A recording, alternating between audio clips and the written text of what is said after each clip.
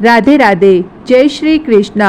ओम नमः शिवाय। आज के इस वीडियो में हम आपके लिए सावन मास की सास और 3 बहुओं की कहानी लेकर आए हैं। अगर आपको ये कहानी पसंद आए तो कमेंट बॉक्स में ओम नमः शिवाय जरूर लिखें। अब सुनिए ये कहानी। इसी गांव में एक बूढ़ी माँ अपने पति और बच्चों के साथ रहती थी। बूढ़ी माँ के 3 बेटे थे। अभी तक किसी की शादी नहीं हुई थी, इसीलिए घर का सारा काम बूढ़ी माँ को ही करना पड़ता था। बूढ़ी माँ भगवान शिव की भक्त थी। उन्हें घर में तो पूजा पाठ का समय नहीं मिल पाता, लेकिन वो शिव चर्चा में जाती थी। बूढ़ी माँ पहले घर का सारा काम करती, सबके लिए खाना बनाती। सारा काम उन्हें अकेले ही करना पड़ता। वो बहुत थक जाती थी और बहुत दुखी हो जाती थी, और उसी मन से वो शिव चर्चा में जाती थी। एक दिन बूढ़ी माँ शिव चर्चा में गई तो वो बहुत थकी हुई थी और दुखी लग रही थी। तो वहाँ आने वाली औरतों ने पूछा कि आप इतनी दुखी क्यों हो? तो बूढ़ी माँ ने कहा, मैं दुखी नहीं हूँ, पर क्या करूँ, काम करते करते बहुत थक जाती हूँ। तो उन औरतों ने कहा, तुम्हारे 3 बेटे हैं तो बड़े बेटे की शादी कर लो। बहू घर में आएगी तो तुम्हें काम नहीं करना पड़ेगा। बूढ़ी माँ ने कहा, अब मुझे अपने बड़े बेटे की शादी करनी पड़ेगी, क्योंकि अब मुझसे काम नहीं होता। फिर बूढ़ी माँ ने अपने सभी रिश्तेदारों में कह दिया, कोई सुशील सुंदर लड़की हो तो बताना, मुझे बड़े बेटे का विवाह करना है। तो सबने पूछा, दहेज में क्या लोगे? बूढ़ी माँ ने कहा, 2 लाख रुपए। फिर एक रिश्तेदार ने एक लड़की के बारे में बताया और 2 लाख में शादी तय हो गई। बूढ़ी माँ ने धूमधाम से अपने बड़े बेटे की शादी कर दी। अब बहू घर आ गई। बूढ़ी माँ ने सोचा, बहू आ गई है तो सारा काम वह कर लेगी। अब मैं आराम से शिव चर्चा में जाऊंगी। दूसरे दिन बूढ़ी माँ 5 बजे ही उठ गई, सब काम करने लगी। लेकिन बहू 10 बजे सोकर उठी। बहू कोई भी काम नहीं करती।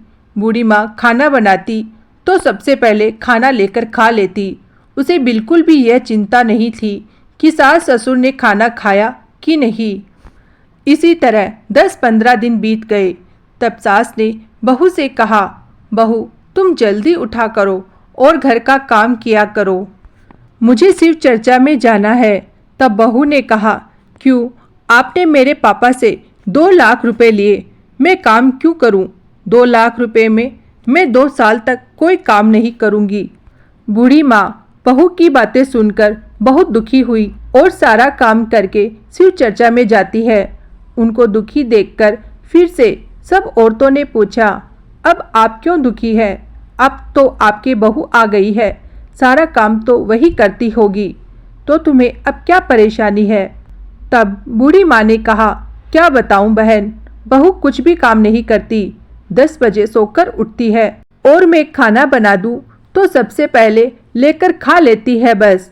तब सारी औरतें कहती है, बहन तुम अपने मझले बेटे की शादी कर दो, सब बहुएं एक जैसी नहीं होती, वो काम कर लिया करेगी। तब बूढ़ी माँ ने फिर से अपने रिश्तेदारों से लड़की देखने को कहा और कहा, इस बार मैं 4 लाख रुपए लूँगी। फिर एक संपन्न परिवार मिल गया, वो 4 लाख रुपए देने को तैयार भी हो गया। फिर धूमधाम से बूढ़ी माँ ने मझली बेटे की भी शादी कर दी। जब मझली बहू घर आई तो बड़ी बहू ने कहा, मेरे पापा ने मेरी शादी में 2 लाख रुपए दिए थे, इसीलिए मैं 2 साल तक कोई काम नहीं करूँगी। दूसरे दिन सुबह मझली बहू सुबह 12 बजे से ऊपर उठी और वह भी कोई काम नहीं करती। अब भी सारा काम बूढ़ी माँ को ही करना पड़ता। 10-15 दिन बाद बूढ़ी माँ ने मझली बहू से कहा, बहू बड़ी बहू तो कोई काम नहीं करती, लेकिन तुम तो जल्दी उठा करो और घर का काम कर लिया करो। तो उसने कहा, माँ जी, मेरे पापा ने भी तो 4 लाख रुपए दिए, मैं भी 4 साल तक कोई काम नहीं करूँगी। बूढ़ी माँ बहू की बात सुनकर बहुत दुखी होती है। अब बूढ़ी माँ और भी ज़्यादा काम करती है, वो बहुत ज़्यादा थक जाती थी। फिर बूढ़ी माँ शिव चर्चा में गई तो उन गुरु बहनों ने फिर से पूछा, क्या बात है बहन, अब तुम उदास क्यों हो? तब उन्होंने कहा, क्या बताऊं बहन, ये बहू भी 12 बजे सोकर उठती है और कोई काम नहीं करती।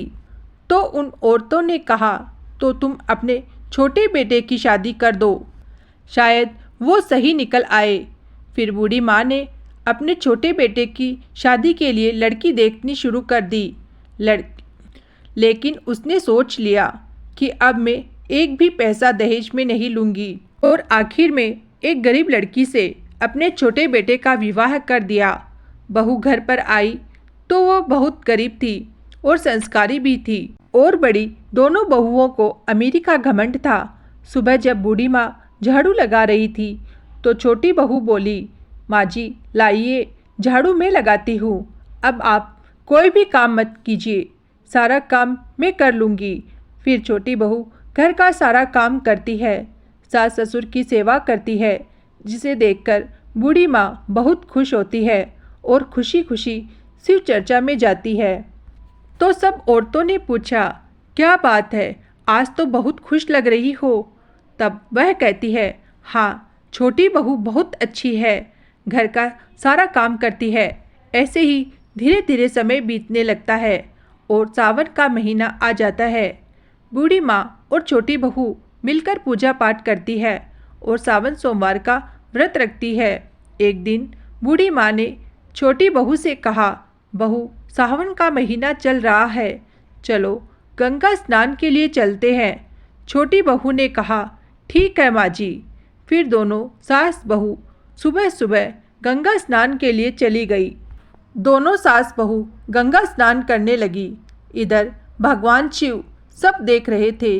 उन्होंने एक साधु बाबा का रूप लिया और सारंगी भी ली और बूढ़ी माँ के घर के सामने बैठकर सारंगी बजाने लगे और भिक्षा मांगने लगे।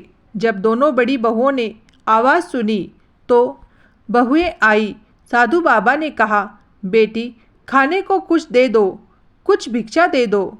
सारंगी की आवाज़ सुनकर बहुओं को बहुत गुस्सा आ रहा था।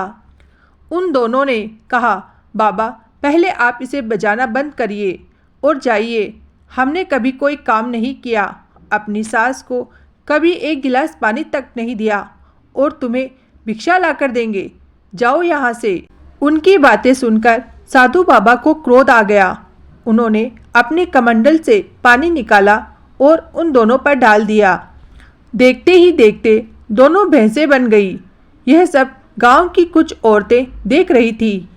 फिर साधु बाबा वहां से चले गए। वो दो भैंसें चिल्लाने लगी, लेकिन उनकी आवाज़ भैंसों की ही हो गई।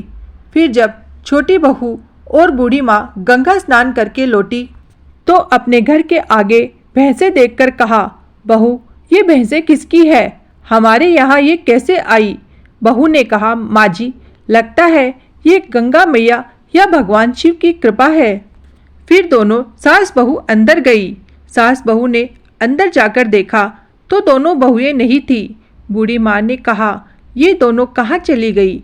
उन्होंने सब जगह देखा, लेकिन दोनों बहुएं कहीं नहीं थी। फिर बूढ़ी माँ गांव वालों के पास गई। तब गांव की औरतों ने बताया कि तुम्हारे घर एक साधु बाबा आए थे, भिक्षा मांग रहे थे, तो तुम्हारी दोनों बहुओं ने उन्हें भिक्षा नहीं दी और उनका अपमान किया। क्रोध में आकर साधु बाबा ने उन पर जल छिड़क दिया और तुम्हारी दोनों बहुएं भैंस बन गई। यह सुनकर बूढ़ी माँ दौड़ी दौड़ी उन साधु बाबा के पीछे गई। उन्हें साधु बाबा मिले तो बूढ़ी माँ ने कहा, बाबा मुझे माफ़ कर दो, मेरे बहुओं को क्षमा कर दो, उनके बदले में आपसे क्षमा मांगती हूँ। तब साधु बाबा बने भगवान शिव ने कहा कि वो दोनों तो तुमसे काम करवाती है, तुम्हें एक गिलास पानी तक नहीं देती, फिर भी तुम उनके लिए माफ़ी मांग रही हो। तब बूढ़ी माँ ने कहा, भगवान वो जैसी भी है मेरी बहुएं हैं, मेरे बेटों का घर बिगड़ जाएगा, उन्हें माफ़ कर दो, चलिए मेरे साथ। तब साधु बाबा ने कहा, मैं तो तुम्हारे साथ नहीं चल सकता, लेकिन तुम अपने मंदिर से गंगा जल लेकर उन पर छिड़क देना, तब वह पहले जैसी हो जाएंगी। बूढ़ी माँ ने मंदिर से गंगा जल लिया और उन पर छिड़क दिया और वह दोनों पहले जैसी बन गई। फिर बूढ़ी माँ ने कहा, अब तो सुधर जाओ, पाप करना छोड़ दो, पूजा पाठ करो, दान पुण्य करो, तो तुम्हारा जीवन सुधर जाएगा। फिर दोनों बहुओं ने अपनी सास से क्षमा मांगी और अब वो भी पूजा पाठ करने लगी और अपनी सास की सेवा करने लगी। अब सब सास बहू मिलकर शिव चर्चा में जाने लगी और उनका जीवन भगवान शिव की कृपा से भर गया। जय हो भगवान शिव की।